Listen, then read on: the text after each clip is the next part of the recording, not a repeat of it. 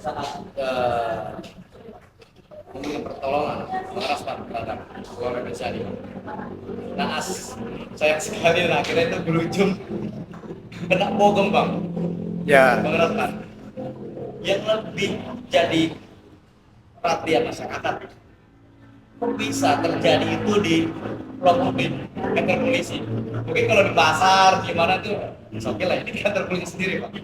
Gimana pak? ya itu menurut saya harusnya Bang Raspan waspada pada saat konflik terjadi itu atau lihat suasana seperti itu, dia sendiri harus mawas diri, harus tetap berwaspada, berhati-hati karena dia dalam menjalankan profesi sebagai advokat, menjalankan profesi itu harus betul-betul dilindungi, dijaga.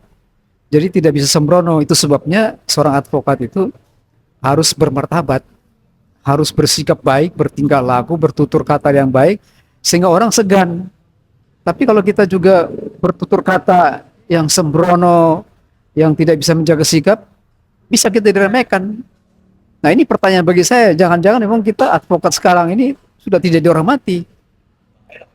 Karena bersikap sembrono, tutur kata yang tidak terjaga, sikap yang berlebihan, sehingga tidak ada lagi contoh dan keteladanan. Itu sebabnya orang menganggap sama aja itu advokat sama dengan yang bukan advokat.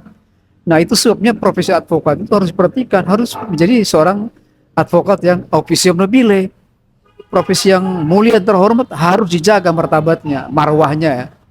Itu loh bang. Jadi saya pikir ini introspeksi bagi kita sebagai advokat agar menjaga diri baik-baik. Ya kalau soal itu biar proses hukum berjalan, dua-dua saling melapor, kita lihat aja nanti bagaimana proses hukumnya dan kita minta supaya pihak kepolisian yang menerima laporan itu segera tuntaskan, jangan juga ditumpang tinggi atau apa namanya tebang pilih, ya kan? Tetap harus diproses dua-duanya, proses biar kita akan ketahuan siapa sebetulnya pelaku yang sebenarnya. Kita harus tahu bahwa kalau seorang anak itu dalam safe house harus dipastikan dia betul-betul aman, tentram, terjaga, terlindungi dengan baik. Artinya dari sudut psikologisnya harus dijaga juga. Karena anak ini jangan sampai dia trauma. Nah itu sebabnya mesti diperhatikan pengawasan, harus diawasi dengan baik. Karena ini anak masih di bawah umur. Kita tidak bisa biarkan begitu saja, apalagi kalau dia kabur. Kenapa dia kabur? Ini harus ditelusuri. Ada apa? Lingkungankah yang membuat dia kabur?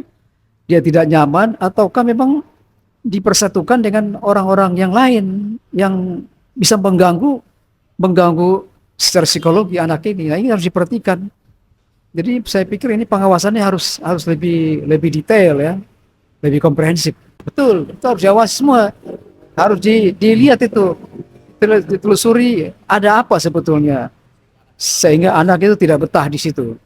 Kalau dia nggak betah, kita harus cari tahu karena ini menyangkut apa namanya psikologi anak. Kita mesti menjaga, mesti berikan kepastian kepada anak bahwa di safe house itu dia aman, dia terlindung, tentram dan terjaga fisiknya maupun emosinya.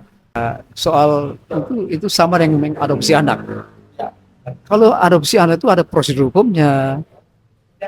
Ya pertama itu kan dia harus bikin permohonan ke yang namanya dinas sosial. Nah dinas sosial atau lembaga kesejahteraan sosial anak-anak ini akan meneliti kemampuan dari calon orang tua asuh ini. Dilihat apanya, lihat secara finansialnya oke apa enggak, fisik dan mentalnya orang tua calon orang tua ini oke apa tidak. Kemudian dia punya catatan ya, catatan rekornya apakah dia ini kriminal atau bukan. Jadi semua harus dinilai. Baru setelah itu dapat rekomendasi dari dinas sosial. Setelah dinas sosial memberikan memberikan rekomendasi, baru calon orang tua asuh ini harus memberikan permohonan kepada pengadilan negeri atau pengadilan agama. Jadi dalam hal ini proses adopsi itu tidak semudah seperti yang kita pikirkan.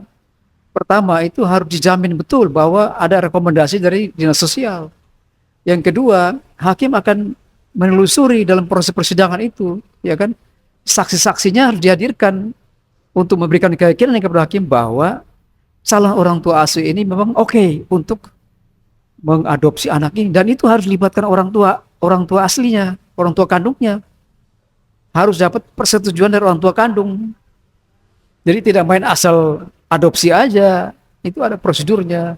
Boleh saja langkah yang dilakukan oleh Bang Raspan, tapi harus itu prosedur. Harus bikin permohonan pertama itu dinas sosial. Itu tempat yang tepat.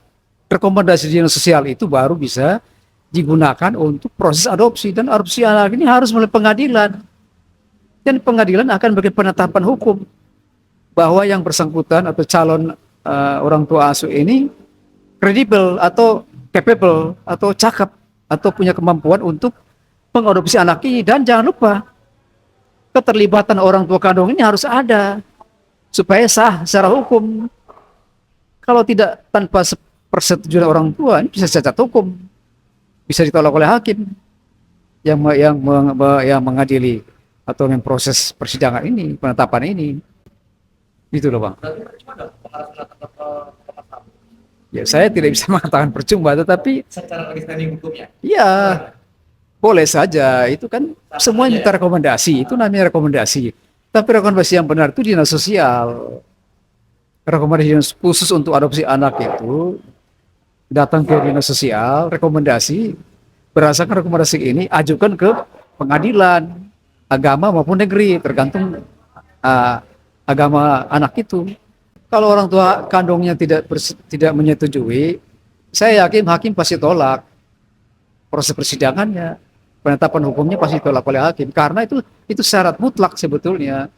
Rekomendasi dari dinas sosial, dan juga harus ada penyerahan atau persetujuan dari orang tua kandung, kecuali saya bilang tadi orang tua kandungnya tidak diketahui, anak ini anak terlantar, anak orang miskin yang tidak tahu keberadaan orang tuanya, itu baru bisa Bang.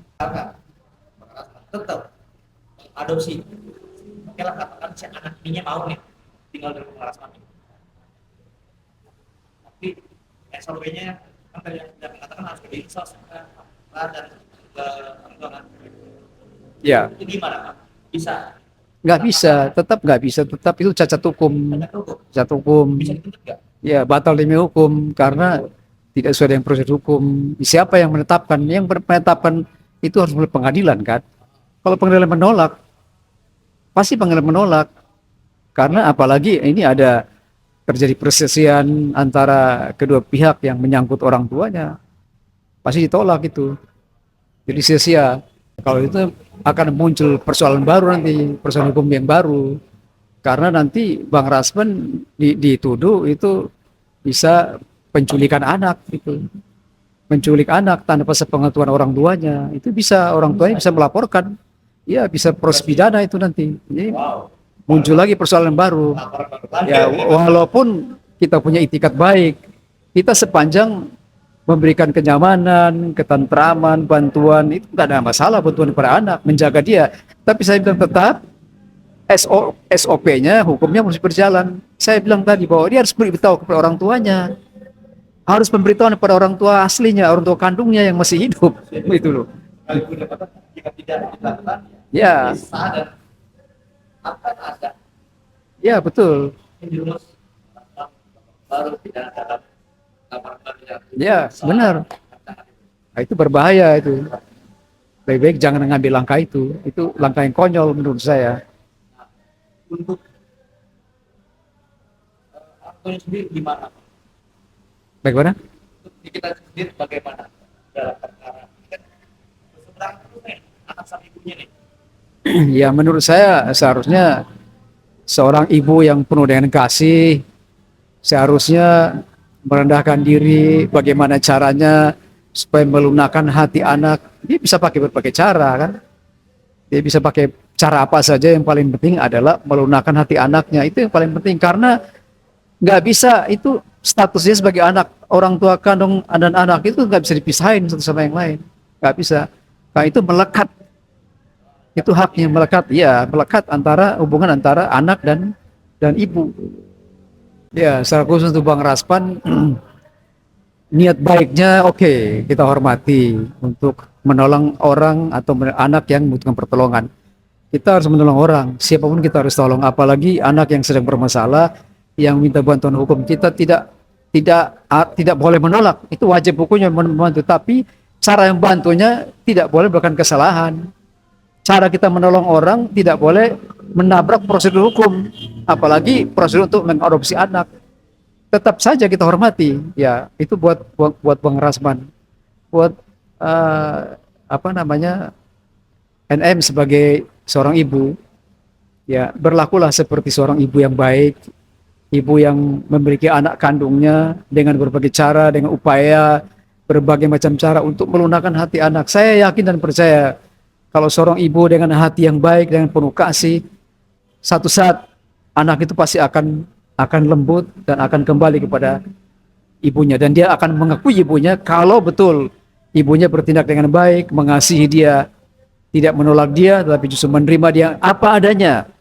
Pasti anak itu pasti akan datang kepada ibunya dan mengakui ibunya sebagai ibu kandungnya.